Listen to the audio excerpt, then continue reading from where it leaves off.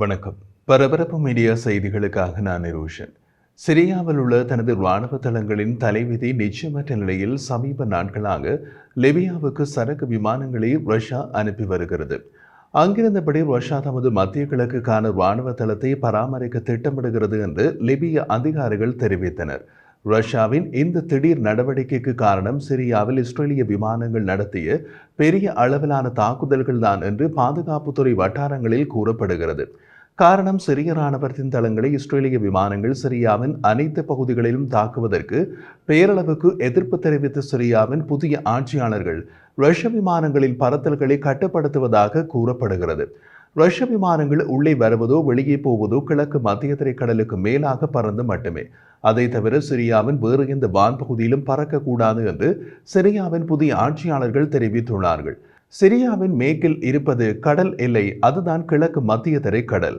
ரஷ்ய இராணுவ தளம் மற்றும் கடற்படை தளம் இரண்டும் அங்கேயே உள்ளன. அதை தாண்டி வர வேண்டாம் என்று ரஷ்யாவுக்கு சிரியாவின் புதிய ஆட்சியாளர்களால் அழுத்தம் கொடுக்கப்பட்டுள்ளது.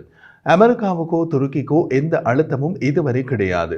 இது ரஷ்யாவை கொதிப்படைய வைத்து அவர்களின் மத்திய கிழக்கு ஆபரேஷனுக்கு புதிய இடத்தை தேட வைத்துள்ளது. அதுதான் லிபியா. கிழக்கு லிபியாவில் உள்ள அல்காதிம் விமான தளத்தில் உள்ள இராணுவ அதிகாரி ஒருவர், சிரிய இஸ்லாமிய இயக்கம் ரஷ்யாவின் நட்பு வட்டத்திலிருந்து பஷார் அல் அசாத்தை வீழ்த்திய டிசம்பர் 8 முதல் சுமார் ரஷ்ய விமானங்கள் சில ரஷ்யாவிலிருந்தும் சில சிரியாவிலிருந்தும் இராணுவ உபகரணங்களை ஏற்றுக்கொண்டு வந்ததாக கூறினார். அவர்களின் விமானங்களில் இருந்து சரக்குகளின் தன்மையை சுயாதீனமாக உறுதிப்படுத்த முடியவில்லை. ஆனால் பொது வழியில் கிடைக்கும் விமான பதிவுகள் ரஷ்யா அல்லது பெலரூஸ் மற்றும் கிரெம்ளின் ஆதரவு இராணுவ தலைவரால் கட்டுப்படுத்தப்படும் லிபியாவின் கிழக்கு பகுதிகளுக்கிடையே கடந்த வாரத்தில் வழக்கத்தை விட அதிக போக்குவரத்து நெரிசலை காட்டுகின்றன.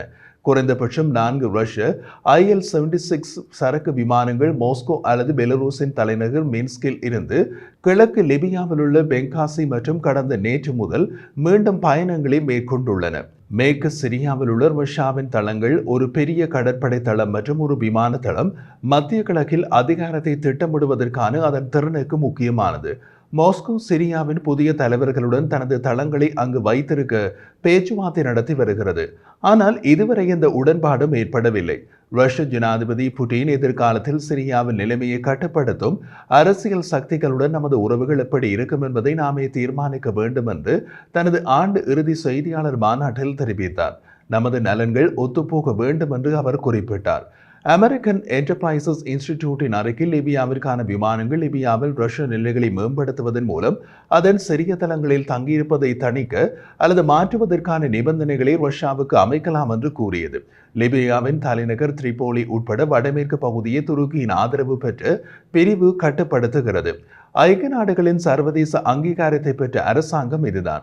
ஜெனரல் ஹலீஃபா கிஃப்டார் தலைமையிலான மற்றும் ஒரு பிரிவு வடகிழக்கில் அதிகாரத்தை வைத்துள்ளது. இது ரஷ்யாவின் ஆதரவுடன் ஐக்கிய அரபு அமீரகம் மற்றும் எகிப்தின் ஆதரவையும் பெற்றுள்ளது. ரஷ்ய விமானங்கள் சிறிய அறிவிப்புடன் வந்ததாக லிபிய அதிகாரி கூறினார். அவை ஏற்கனவே வானில் இருந்தபோதுதான் அவை தரையிறங்கிய விமான தளத்திற்கு தெரிவிக்கப்பட்டது. முக்கியமான இராணுவ தகவல்களை பற்றி விவாதிக்க அவர் பெயர் வெளியிடாத நிலையில் பேசினார். கூடுதலாக, சிரிய இயக்கம் தலைநகரான டமாஸ்கஸை கைப்பற்றிய நிலையில் டமாஸ்கஸில் இருந்து பறக்கும் பல சிவிலியன் விமானங்கள் கிழக்கு லிபியாவின் பெங்காசியில் தரையிறக்கப்பட்டன என்று அதிகாரி கூறினார். மேற்கு லிபியாவில் உள்ள போட்டி அரசாங்கத்தின் தலைவர் பிரதமர் அப்துல் ஹமீத் திபீபா ரஷ்யாவின் நடவடிக்கைகளுக்கு கண்டனம் தெரிவித்தார். மேலும் ஆயுதங்களை லிபியாவுக்கு மாற்றுவது நாட்டின் அமைதி மற்றும் பாதுகாப்புக்கு உண்மையான அச்சுறுத்தலாக உள்ளது என்று கூறினார். ஆனால் கிழக்கில் என்ன நடக்கிறது என்பதில் திரு டிபீபாவுக்கு எந்த கட்டுப்பாடும் இல்லை. லிபிய அரசாங்க தகவல் தொடர்பு மன்றத்தின் போது ஒரு குழுவில் பேசிய அவர், லிபியா சர்வதேச நலன்களை இணைப்பதற்கான ஒரு அரசாங்கம் அல்ல என்று எச்சரித்தார்.